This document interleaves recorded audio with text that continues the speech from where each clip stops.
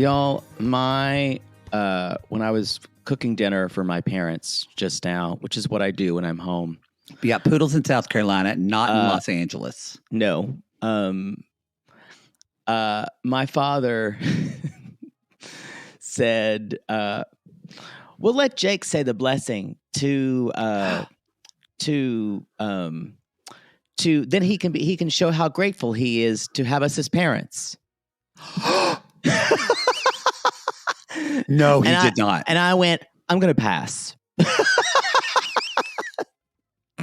No, he did not say that. He did say that. Whoa. And my mother went, gosh. Wow. What world are we living in? So if you can spare a thought for the next couple of days, I'm going to be here until Monday. Yeah. You're flying back on Christmas, right? Yeah. This is AM Gay. Boy, your mom's not going to let you forget that one. This is AM Gay. We're drinking. We are drinking. It's been a day. I've already faced, my mother's already had to move Christmas lunch to a brunch.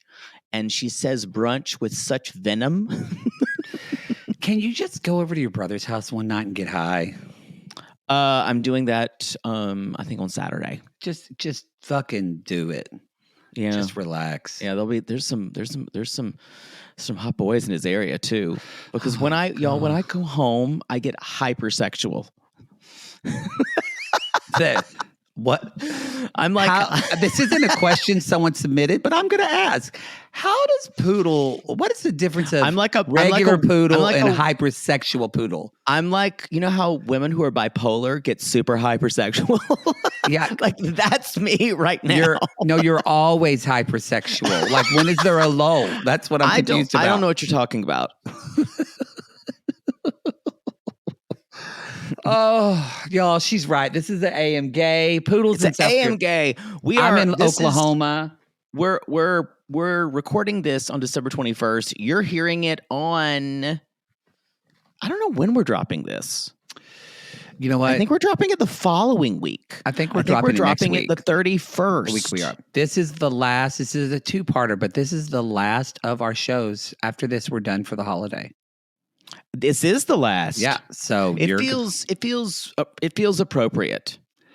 It does. We're wrapping it up. We usually do kind of wrap up with this.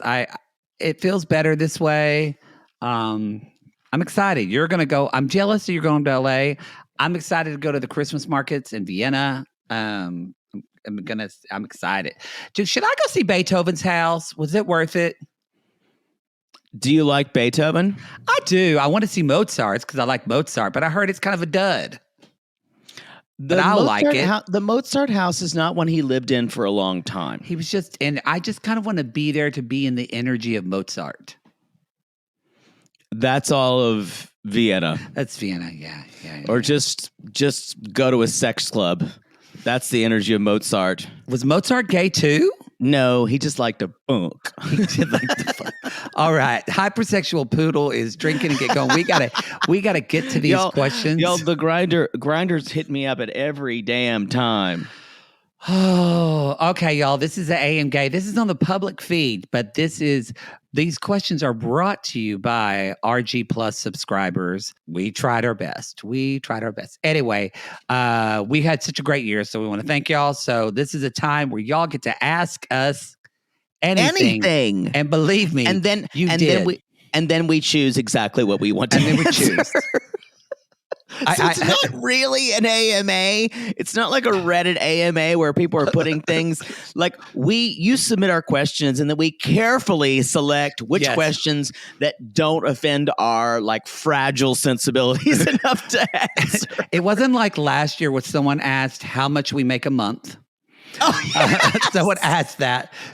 And then also lots of questions about your relationship. All of you asked if I was still with my ex at the time when I was completely shattered about the whole thing. I did not want to answer it. Spoiler alert, #devastated, #dumped. I wasn't dumped. That's true. I was not. I you dumped him. dumped. Yeah, but anyway, But hashtag devastated is right. devastated, broken. But there is a question about that we will be answering. Really thoughtful questions. We're going to tell you this now. Several of you wanted to know if Poodle's in love. Poodle never tells anyone if he's in love or not. That's not a Poodle way. You're going to know I'm in love with you when you're on the bed, you're on the hospital bed, and you've taken your last breath, and I whisper, I never loved you. Or, I was almost in love with you. So close. So close. You were so close, Gerald. You were so close. So until close. I had to meet your fucking kids. Anyway, I'm excited for these questions. All right, Poodle, what's our first, or I have it here. Do you know it? If not, I have it. Our first question. I don't have it. It is. Now I'm there. Do you have a Christmas gift from childhood that created a core holiday memory? Happy holidays. I don't know if I've mentioned this before. Maybe I have. You can tell me, or if I haven't, and I'll choose a different one. But I had a little tiny Casio keyboard that I got. And it had these little cassettes that you slide into it. Oh, so this is Like different than the one that played Barbra Streisand's Evergreen. No, I played that on the piano. I never had. Okay. No, these were little inserts, and it was in the little lights lit up on the keyboard, and so I that would tell you where to put your fingers. But I never fucked with that because I already knew how to do it. Wow. So I turned those off. Only amateurs needed those. So they had like little inserts, and the one that came with it, there were like 4 songs. One of them was "Don't It Make My Brown Eyes Blue." It was country. The other was 9 to 5. And what was there was one that was like Eddie Rabbit, "I Love a Rainy Night." Oh, I love that song. I almost sang that at my birthday. Or what's the one? Eddie Rabbit. I keep a moving. It's got the big wheels now taking that one. Oh, I'm driving my life away. Driving my life away. These are all songs on Maddie's Honkin' Tonkin' Mix available on Spotify. It was Driving My Life Away. And then what was the last one? That is Eddie Rabbit. Yeah. But was it Juice Newton? No, but I got a lot of other, and that kind of, because I would play on the little keyboards, and my parents thought that was a suitable replacement for piano. So that was that was kind of the first realization that they have no fucking idea how to understand me. Oh yeah, that part. But I really loved that gift. And so I played on it for like days after that. And it only took them 3 years later to actually realize I needed piano lessons. So that unlocked a core memory. Glad it was. But I was obsessed with it. It seemed all happy. I think most of my childhood is small glimmers of happiness tinged with a general malaise of sadness. I get that. That's fair. That's fair. That made me who I am now. It's who you are. It's who you are. No, I didn't know that. That was good. See, that's why I love these. We learned shit about each other. Mine was, I don't remember what they were, but they were these. Did you have these? They were these books. Because I've already told the story about when I got my grandpa got me the Discman for Christmas, and it was a Discman. No one says Discman. Well, it's a Discman. It was a Sony Discman, and it was Whitney Houston's Bodyguard album, and it changed my life. I've already talked about that. Gay. Oh yeah. It was. Oh, that was a core. But no, these. I remember when. Oh no! I was just reminded of another one. Stop the bus. Who is this? I remember when I walked in Christmas and my parents had got me. It was this. I never thought that like Santa would bring this because I was younger, but it was like this huge kind of like Desert Commando G.I. Joe tank. and it was huge. And I was I know you would, this doesn't sound like me. I was gonna say, Don't is worry. it because all the men were like kept together in close quarters? Don't worry, I'm getting there. So it's like this huge tank thing with all this, because I love He-Man and stuff too, but I love G.I. Joe. And it was all these G.I. Joes, and you could put a plane in there and like a tank in there. It was just, the thing was huge. It was massive. But the thing I was most is it like a hangar? Yes, it was like this hangar, but on wheels. It was like a car. But the thing I was most excited about is it wasn't. I already had Miss Scarlet. She was my favorite GI Joe person. You know, it's not Miss Scarlet. It's just Scarlet. It's just Scarlet. Yeah. But she was very hard to find.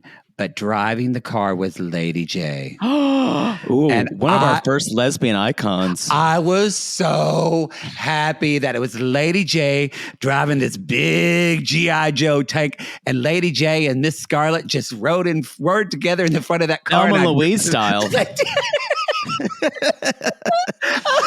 didn't care who they pissed off. Oh, my mother, because I would love I guarantee you they had a bunch of dogs in the back. They did.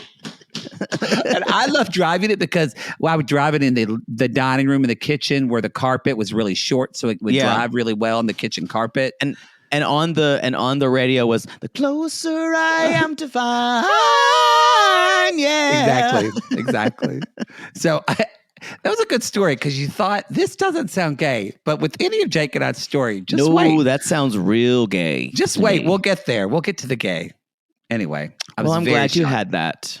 Okay, what Poodle? I'm gonna let you choose the next question. Oh, this is a good one. Let me just do this one right off because we had like 3 people ask about this, and it's something we say every year, but maybe it's not clear. People asked when we say on our theme song, people ask, you said the key to what, Poodle? And I go, to love, it's reality gaze, let's blank. And the word, people have thought it was fuck. Let's fuck. Which I kind of like. I'm into that. Someone said let's fly. Someone say let's fall. But it is let's love. Love. And I thought I tried to pronounce the V more specifically in my diction, but I'm going to blame Maddie for just going love, even though he could do it more specifically because he was at a lower pitch level. I know that he was going to blame me, and I don't care. I don't care. I'm going to blame your lazy diction for that because it actually bothers me that we get that note. My diction is great. My English diction's great. Again, reality gaze, let's love. There should be a V at the end. Now I want to add that. We're not. I think it's because Frank, the intern's already made it sound better. I think that's probably because we put reverb on that and it kind of echoes out. So it's kind of, I think that's why. So I don't want to lose the reverb and the echo. So no, not happening. Well, if you come to a live show, you better best bet I will be saying love very explicitly. Y'all. Wow. The If You Can Dream It tour, tickets available before not yet. By the end of January. That's what we're hoping for. April and May. That's clear your schedules. I swear to God, if someone tells me, oh, I can't, we have a graduation party that night on Saturday, fuck off. No one gives a shit. We need to move on. Poodle, if you could be any Disney character, who would you be and why?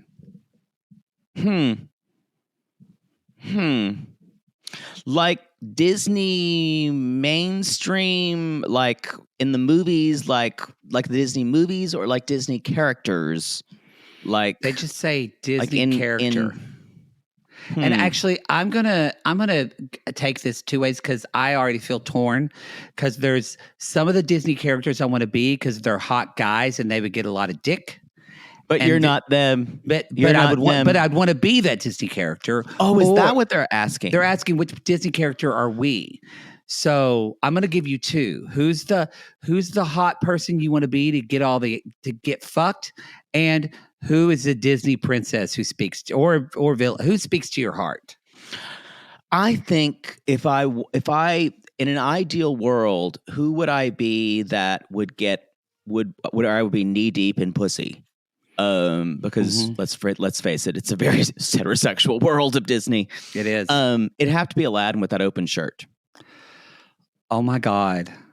I was going to say Aladdin with that open shirt. I agree. Y'all, that was a seminal moment. And he's also twinkish. And literally and figuratively. Yes, he was hot. And also he's forever young. So you're always young. You're always a twink. There's also something about that hat. Yeah.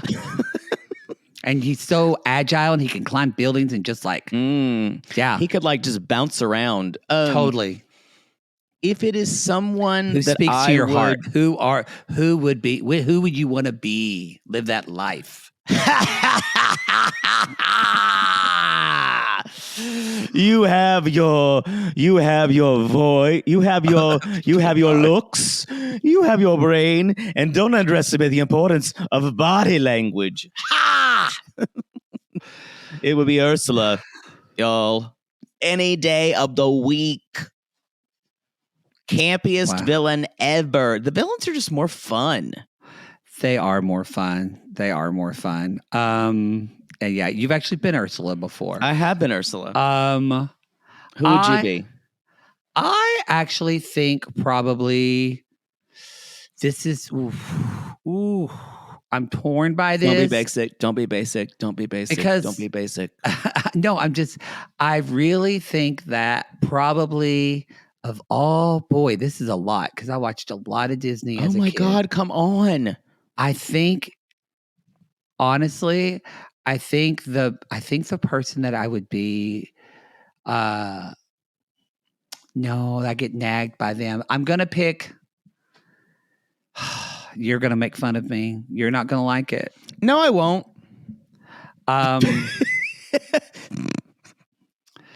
I think I would be Cinderella so I could wear that dress. Ugh. Don't get me wrong. I love Ariel.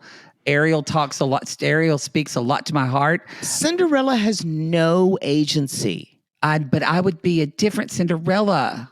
I would. No, I'd be like Cinderella in the movie. I'd be like Drew Barrymore in Ever After. That's mixing genres. You're right. I wouldn't. Probably. I want to be Cinderella if I'm being be Amy Adams, and then you get an Enchanted, and then or with Giselle, then you get to have agency, and then you realize you can remake the world. But I want to say I want to be Ariel because I wouldn't go against my father's wishes like that. I know you would that. You would be a good girl. I wouldn't do that. I now do I want to be Aurora? Do I want to be Sleeping Beauty so I can talk to? But I don't want to talk to birds. I'm scared of birds. I don't want to sing up with birds. So Cinderella, I'm not that scared of mice. I would be fine with Gus talking to me while I love cleaning. It's cathartic to me. Okay, all those are fair. That's why I would pick Cinderella. All those are fair because everybody knows Prince Eric is the hottest prince by far. In Little Mermaid. Prince Eric. Prince Eric is the hottest, second only to the Beast whenever he transforms. Ooh, the Beast in human form is really hot. Really hot. But I'm going to say this, the Beast in beast form is still hot. Really hot. It's still really hot. Y'all, if you saw the Beast in beast form and go, I would tap that. Yeah, I did. But because I'd love to be Belle, but I don't. No, I'm not more. Belle. If I had to be a heroine, it would be Belle because she's smart and she's bookish. I actually think you are the most Ariel because you're always very Ariel and yearning for something different outside of your life, and you would go against your father's wishes. And she's always showing off her shoulders. That's true. So. That's true. You know, the big thing I would have a problem with is being quiet for a while. Yeah, you wouldn't Start like losing your talking. voice. No, No. wouldn't trade my voice. All right. Next question, Pooh. This is a good one. This is specifically to me, but Go ahead. I'll let you join in. This says, Poods, if whilst summering in Newport, you were invited by Mrs. Russell and Mrs. Astor to the respective opera boxes, but you could only choose one, which would it be, and why is it the Met?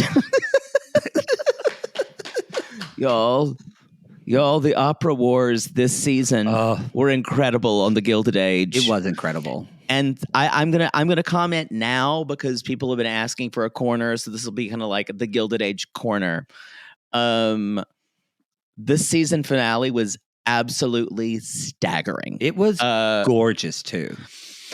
And I will say, my heart goes with the Academy, but my soul and my kind of like social climber feeling and my subversive Bertha Russell lives in me would go with the Met because it's in the new generation and it's gorgeous and it's bigger. You would be like the woman who left the Academy. It was like, no one's here. I'm leaving. Mrs. Fish. And she just leaves. Yes. I honestly think it's like, I lease a car because I like to get a new car every year. Y'all, I would trade up to the Met. I would. I would trade up to that Met to be just in the same room as Morgan Spector. Ooh. Oh God. Yo, you can Google those. You can Google those shots. It's phenomenal. It was beautiful though, and the fireworks with the Brooklyn Bridge, and just like it felt this just new dawn of hope, and then then when you find out that the sister now is the one who's going to be in charge of the family business. Yes. Sorry, spoiler alert. But that was not really family business. The sister's in charge. She has the money. Ada has been left money, and they're like, I was wanting to see if Miss Forte wanted to do, and I think also the first kind of confirmation of Larian. That's Larry and Marion. That's what I've called their couple names of Larian. I like that actually. Larian. I was excited for them to kiss. It was a great episode. I feel like there's something about me that she feels like she would eat his lunch a little bit. But I get that. I think it's that I don't know. I will say as a character, we need to see a little bit more of his father in him. We need to see a little more teeth. He reads light for me. Yeah. I reads totally agree gay to me. I'm not saying the actor. I'd wish like, that. He feels that. So, and Oscar went back to that dick. It was a good season. I told my mother to watch it. I missed that part. Did Oscar go back to the hot guy? Well, he goes back crying to him whenever he gets hoodwinked. Yeah, but they didn't fuck. No, they didn't fuck. And it's only temporary. Yeah. No. I'm excited for season 3. It's going to be a good. Me too. Very exciting. And I love that stupid alarm clock plot. I don't care how dumb it is. I want him to make $1 million. I love that actor too. He's so great. He's so just handsome in a character way. I saw a picture of him smoking on the street, and I wanted to bang him so bad. What's your next one? I'm so obvious. This one is what is your dream project, separate and together? I mean, I kind of feel like I don't mean to sound cheesy. Together, like we are literally living a dream. Full stop. So I agree. I think this is a pretty great thing together. Yeah, we really. This is what we always imagine. We have Until other stuff. I completely cut you off. Yeah, exactly. I know. What? I'm just riding it while I can.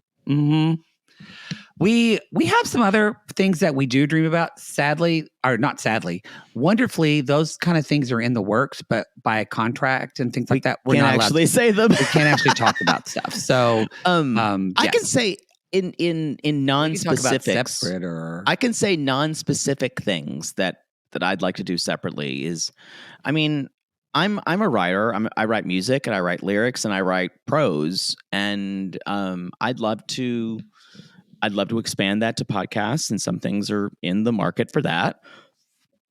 One of the things I'm going to talk about in the next couple of months is one of my shows is being produced that I wrote music and lyrics for. So that's going to go up in Los Angeles. That's a comedy, right? Chekhov called it a comedy. It's a comedy. It's a comedy musical about Chekhov. It's a comedy in the Russian sense of the word. Chekhov really did call it a comedy. Wow. There are funny parts of it, but it is a very emotional, let's say heartfelt rock musical. Yeah. I love your musicals. I don't just tell you that. I think you. Thank you. It's based on Chekhov's The Seagull, what it's set currently in the music industry. So, and that I'll be telling you more information about that in 2024. So that's exciting. Yeah. I picked this question too because I'm in a little bit of this space right now for myself. I think I just kind of had to get out of last year for myself. And now I feel myself, I'm definitely with everything that happened, I'm on the other. I was just talking to my therapist, like noticing the last 3 months, 4 months, I'm really on the other side of grief and I'm happy. And so when you're happy is when you can start to think creatively. And I just bring this up because I know a lot of you are in this space right now. And I just wanted to say, if you're not feeling happy or you're not feeling your best self right now, we put pressure on ourselves that we need to quote produce or we need to have output in that. Yeah. And I just want to say that isn't the time for that. Let your body rest, let your body kind of rebuild. Because now I'm kind of having the inklings of, I don't want to do Dear Maddie, but do I want to do something in podcasts? And, something for me, I want to be acting more. I've done stuff commercially, but I've gone out for series regular roles twice now for different shows. So like, I really would like to, I want to book a sitcom. That's something I want to do. So that's something I want to get back into myself as acting. So it's, but I'm still figuring it out. What you were saying though, is about accomplishments and being productive. Y'all, trust me, what I've been doing in my therapy, and maybe this speaks to some of y'all, that's not your worth. It's not. Not your worth. I just had to tell a friend. It's not your worth. That her job is not her worth. And I know that, but it's hard. It means nothing about who you are. My therapist calls it the human doing, that we have to be doing something. Oh, I love that. That's great. And all the time, I gotta say, my therapist is really brilliant. And I met her on BetterHelp. BetterHelp, y'all. Use our code. But I just feel like, you're right. Everybody puts this. That's why I brought this question up. We put this pressure on ourselves. I don't, Ina Garten. Produce. I was just watching, she was being interviewed by someone from the BBC, and she was talking about the barefoot contestant. Big Black Cock? Yeah, exactly. Mm-hmm. I've been interviewed by them a lot.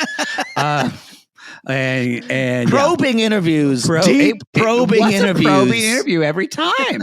Every time it went deeper. But she talked about, she said, and this is so true, y'all.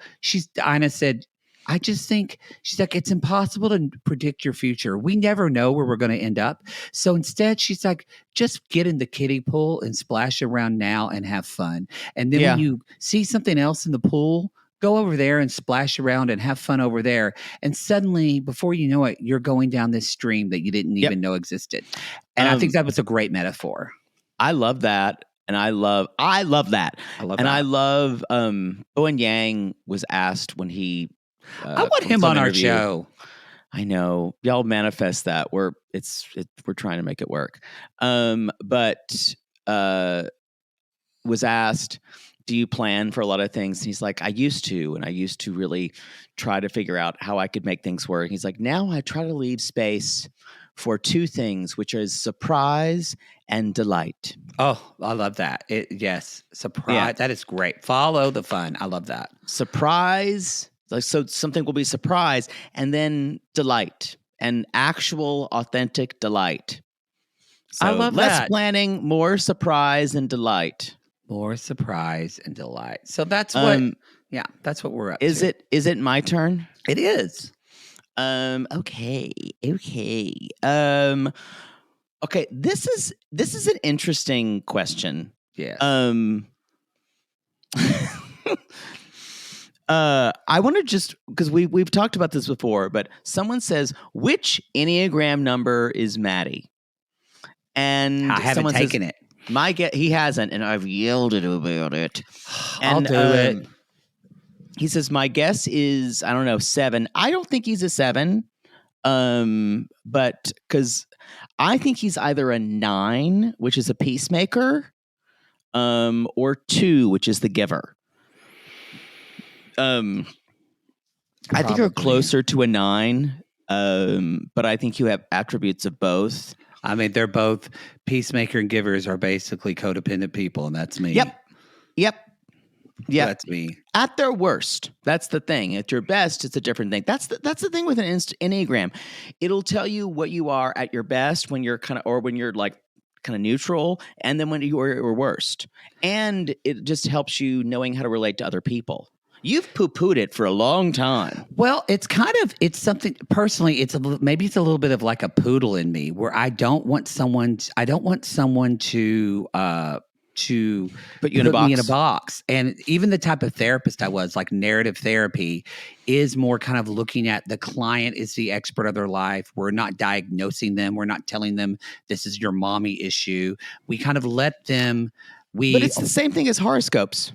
In some ways. It is very similar. So, I do totally agree with that. So I know that's a little bit of my. I think that comes from just being back. Younger people are classifying you and saying you're this, and also as an actor, you're just told a lot. Well, you're this type. You're this type. Now I accept that and I recognize that. Yeah. But I think that's just honestly, I feel like that's a little bit of old Matt rejecting that. New Matt is fine with it.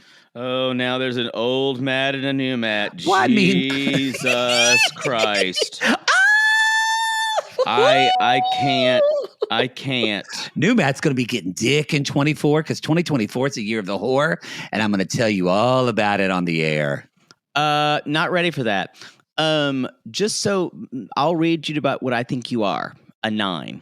The peacemaker are defined by their desire to maintain inner and outer harmony. They can be gentle and agreeable. They like to diffuse conflict and bring people together. They're often the glue in some people's relationships. Deepest fear, 9's fear being too needy and thus pushing people away. They cope with this fear by submitting to the desires and agendas of the people around them and being agreeable in order to be included and validated.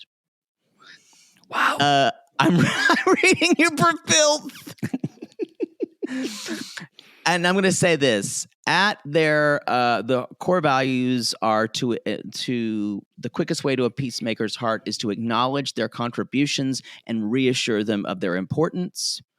They love to share nuggets of wisdom, and when they are healthy, they use their conflict diffusing powers to maintain harmony and bring social fluidity. They're great communicators. When they're unhealthy, they can get passive aggressive and leads to burnout and emotionally exhaustion. Oh, yeah. Yep. I think you're kind of a combination of a 9 and a 2, I think. So that makes me feel better. You can't box me in. I can't be just one. Well, you have a wing, but I'm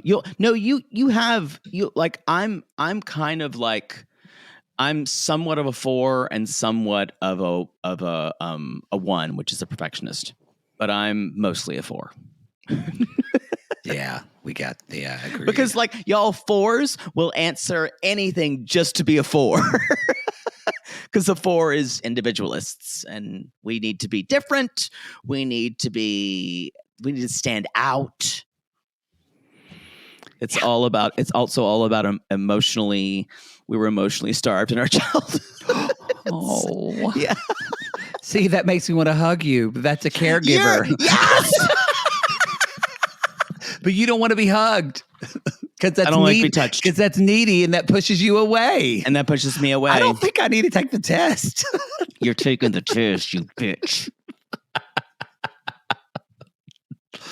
Oh, okay. All right. What's your next one? Okay. You are either a 9. I don't agree that you're a 7. But I think you're a 9 or a 2. That's fine. A bit 2. All right. I said 7. So, okay. Someone wanted to know, we brought this up earlier. I'll just bring it up. But where is the question? They wanted me to know, it was about me.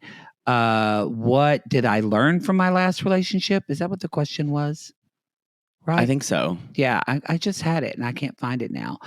I think I've talked about this a lot on this year just because I've been talking about my process in it of like, being with the narcissist. We all had to live through future faking and peaceful Barb. Hey, you all learned. I love peaceful Barb. God, if I met her, she just had a great post the other day. We all had to live through that post breakup, talking about future faking, and I was like, okay, I'm gonna like tolerate this. Here we go. It was. I think I've learned. Again, for me, definitely, y'all, I can't recommend, especially like whether it's like, I've talked about Al-Anon, but Codependence Anonymous and things like that have given great tools. And I don't go to meetings or anything anymore, but that literature has helped. But I think what I learned from that was the biggest thing I learned from my relationship. It's not even really about my relationship. When I look back, again, I was just talking about this with my therapist last week. When I look back at all my relationships, pattern of life, even not just romantic relationship, but I have friendships that ended too. I think every single person was a narcissist. And so just for me, it's recognized. I just saw like, it was like a meme, but it's so true. Like the best thing you can do for yourself in a relationship is to work on your own self-awareness and know as much about yourself as possible. So I think what I learned kind of coming out of this relationship is that I need to, that's why I have a meditation teacher now. Like I think I need to learn more about myself and dig into that. And I felt before, if I'm honest, I felt like that was selfish or conceited or arrogant to worry about myself and to think about myself and try to think. But I recognize now, you have to prioritize yourself. There's no other, it's not even priority, but it's prioritized, but it's also there.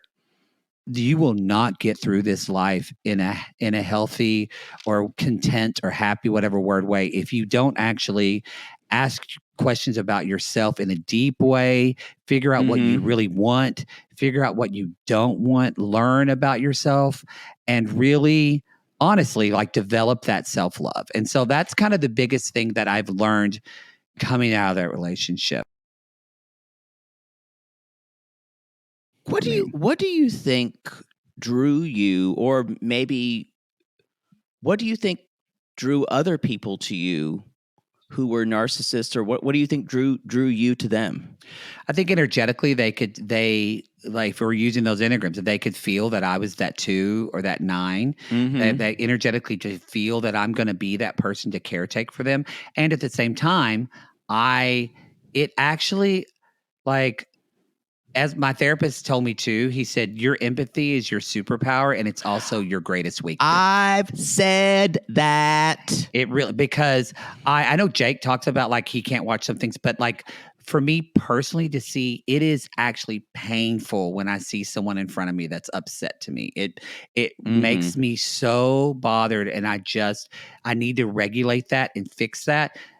But it's really not for them. It's my own really selfish, is that I can't tolerate it. So I'm trying to fix it for them, fix them to fix me. And so I'm just now getting very comfortable with, like, just like not caring about other people's relationships, not caring about other people's happiness, and letting that not be my responsibility. So, but I think that's what drew me in those. And we can go back to like my childhood and my upbringing, and like I love my dad, but my dad was a narcissist, full stop. And so I think that I learned a lot of those behaviors from him. And having to be a caretaker for your mom. Yeah, my mom, mostly when she got divorced, I started caring. I was a parentified child. So I think all that, I think also too, I've had other experiences, sexual abuse and things like that. Things that just made me really like have to think about what the other person is thinking or doing. And so I think though, getting with those, it's like when we talk about these shows, we were just talking about a couple. I forgot what show it was. We were talking about, I don't remember who it was. I mean, but you can look at like Ashley and Jay or people like these people have these patterns and we fit together like broken puzzle pieces. So, but I agree with you. I think, and I've said this before, that you can be too understanding of people. I know that like I can really, and someone does one reason I didn't watch like Dahmer for two reasons. Everybody was like, because that was right in the middle of my breakup, and everyone's like, "You've got to watch Dahmer on Netflix. It's so good." And I said, I'll never date again. I'll be so paranoid. But also, I know myself. I don't want to watch that and have understanding and go, "Oh, I can understand why he did that," because I would. Like that's how much empathy I can have for a monster like that, for anyone, and I don't want to go there. Yeah, maybe talk to that's a therapist thing. Okay. Let's go to a lighter question. How about that? Sure. Let's say, let's do more 90-day questions. Sure. Someone asks, if you were, where is it? Is it the one, Imagine You Were in Charge? That one? Yes. Here, I have it. It's Imagine You Were in Charge. Imagine you were in charge of the Matt Sharp production for one day. What one change would you implement in the 90-day Love After Lockup multiverses? You know what I would do?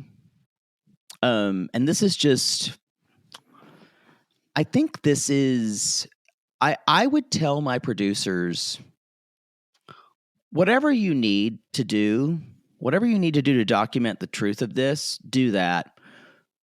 Don't script something don't create a story where there isn't one. It may not be that these people have a storyline. Let's just follow more people, which will be more money. Yeah. But don't create a story and don't film something and say we're going to make something happen where there isn't anything, because that's what we talk about for Audacity all the time, y'all. That things feel too massaged. I think that's for me, and because that's my problem with authenticity. That's that I just break out in hives when I see it, when I don't think it's, and it also feels like sometimes that they are thinking their audience is dumber than they are. I agree with that. Yeah. I feel slightly offended when that happens. Yeah. I love Sharp for most of the time, but it is like, if think about the early days of 90 Day. Like you could not fake anything with Kyle and Noon. The story was already as truthful as it got. I agree, but I will say, I feel like this year of 90 Day Fiancé was one of the best years we've had of 90 Day Fiancé in a while. I thought the shows were really entertaining.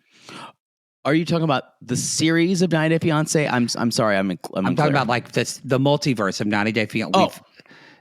I know we're about to do Single Life, but don't forget we had a Single Life at the beginning. We've had again just Shekinah Sarper before the 90 this year. I think it's been, I would say, like one of the best years in like 3 or 4 years of 90 Day Fiancé. Yeah.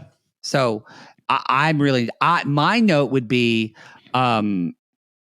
men under or just basically almost all men just need to be shirtless all the time. That's the rule I would put in. Chicken shit. I went for something harder. No, I really don't know. This was such a great season. I was pretty happy with it. I think if there was anything, I actually less 90 Day. I will say for Love After Lockup, I think just from when we've interviewed Lindsay and we've heard rumbling, I think more than anything, and I get it because maybe they do it for legality, but I just feel like they leave out the story in Love After Lockup of some of these characters. I totally agree. And I would love to let's really try to tell as much as the complete story. Because they haven't talked about Lindsay is going to school and she's working was it politics that she was working or prison reform? Yeah. She was doing amazing things and it's not talked about at all. And what producers seem to focus on are what makes her white trash. Yes, and yeah, and it's fun. But what I think is so admirable is that she's come from these experiences and now she's doing these incredible things. So I feel like Lalu doesn't focus on that. I not to discount anything you said. I completely understand why they don't do that. I do too. No, I understand it. Yeah. I just think for me, I would like that show to go less 90 Day and go more docuseries. It would have to be not on WE TV. But exactly. It would have to be on a different channel. That's just something that I enjoy. Anyway. I agree. All right. Last question. I think we're good for last question before we go to part 2. Is it my turn? Yep. Or no, it's actually mine. No, it's yours. What was where is the question? Because we said we decided on. Oh my God, I can't tell you. It is. How did you each discover that you are a preferred the bottom buck? Did you just know, or did you experiment with topping and know it wasn't for you? Good question. Well, Esmeralda, or whoever asked this question, you dick pig. Sometimes you just know you have sex and you go, well, that was good. And then you have sex and it feels like coming home. And then you're like, oh, this is what it's like. But I'm in my verse era. Who knows what's going to happen in 2024? I mean, I am. I think I have to because there's not any tops anywhere when you're dating. That's true. And so it's just they're all just bottoms. And I think in hookup culture, you're more top or more bottom. But I think in because I've been in kind of a relationship. I cannot believe I've been in a relationship for a year. You have, It's insane. It's insane. We switched. I got in a relationship when yours was kind of devastatingly falling apart. Yes. Mm-hmm. Yeah. Yeah. Mm-hmm. Ruthlessly, disintegrating before our very eyes. Like you did it on purpose, just to smite me. He did. You literally said, oh, I broke up. I'm like, I'm in a relationship. You did. That's literally how it went. You're I was I kicked him out. You're I just went on a great first date. We just committed. I was okay, great. That's wonderful for you. Super nice. We're going away next weekend. Great. You know where we're going? We're going to the last place you went to with your ex. Yes. Yeah, that was a terrible vacation. Yeah, it was great. Yeah.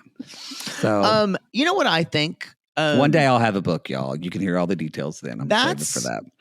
I will say, do I think that people are exclusively tops or bottoms? No, I don't think that. I think there's something in there's something in your character that makes you enjoy one more than the other. And maybe you're just completely versatile and you're like 50-50, or maybe you're a side and you don't like bottoming at all or topping at all. You don't do all that. That's neither us. That's neither one of us. But it is, especially I find younger generationally men who have sex with men, that's quite often I find that to be the case for them. But, for me, I think to bottom, you have to be, you can talk about masculine and feminine roles and all that and people's hangups about that. I actually think you have to be more comfortable with who you are to be a bottom than someone I think you really have to be sure of yourself. I'm not saying that you let go of everything. You have to let you're bottoming. You have to know thyself. I'm not saying that people that don't bottom, that they don't know them. There are some people that just don't like it and don't want to do it, or it's painful or whatever. I'm not talking about that, but I know several guys who wanted to bottom, but every time they did it, they were so tense. And I think about them and they weren't comfortable with who they were. It was a theme I saw a lot in men. For me though, how do you know? It was, I'll tell you, it's when you're 19 years old and you're making out with your RA on his futon in his dorm room. I think Natalie Imbruglia was playing. I don't remember. And it was torn. Are you serious? I don't know. It was something like that. It might have been the Cardigans. And then you're making out and his just ruined the Cardigans for me. And his huge dick is really hard after you've sucked it for like 10 minutes. And then you're laying back and you're just making out, kind of grinding on each other, and you don't know if it's going to lead to something. But then they kind of hike up your legs and they start tapping at the back door, and there's a feeling that happens. And I can't describe the feeling, because if you don't know it, then you're not a bottom. If you don't open like a flower, but that's what like an orchid. I think yours is probably more like a Venus flytrap, like a snapdragon. But because I didn't know this when I was younger, not as much now that I'm older, but when my ass made its own lube. I was ready to go. You say that, and that is so weird when you say it. I'm telling you, all I needed was a little spit and a prayer, and I was down. So that is truthfully though where I remember. I'm going to say this now. Most anal sex needs lube. Lots. So if you're trying to do that, please use lube. There's a lot of, talk to your doctor, but if you're nervous about that, there's actually a lot of really great Instagram accounts. There's one guy that I follow. He's like a redheaded gay. He talks about body. He's a doctor and talks about all this shit all the time. Evan Goldstein. Evan Goldstein's a great doctor. Anyway. Our Gentile friend. Yes. Anyway, so for me, it really was though that moment. I'd never really thought about bottoming. And then that happened. I went, oh yes, this is for me. Immediately you're like, oh, this is it. This is it. Oh, here we go. This is it. Yeah. And I just say, follow your bliss, y'all. Find, and then don't let anything, whether it's a gender construct or what you think you don't like or what you think you are, and with your partner or whoever you're hooking up with, play around with different things and don't be afraid to say, let's try something else. What I was talking about, it felt good. I followed what felt good. Mm-hmm. And I think that when you're doing all this, like you said, follow what feels comfortable and also what feels good, what feels nice. Yep. If it doesn't feel good, don't do it. And don't let anyone tell you who you are and what role you are. Yeah. And I totally agree. I think that's the show. That is. We wanted to end on that question of part one. We are. And will be, part two will be coming up. I think will be released tomorrow. Next we're going to be talking about some other great questions that you asked. So that's it, y'all. So we're going to end it now. We're going to jump into part two, and we'll see. I will be talking about the musical Jagged Little Pill. There was a question about that, and Moulin Rouge. I will talk about both of those, and Hamilton. I'll talk about that too. It's going to be a Poodle's Broadway corner, y'all. All right, we'll see you in part two.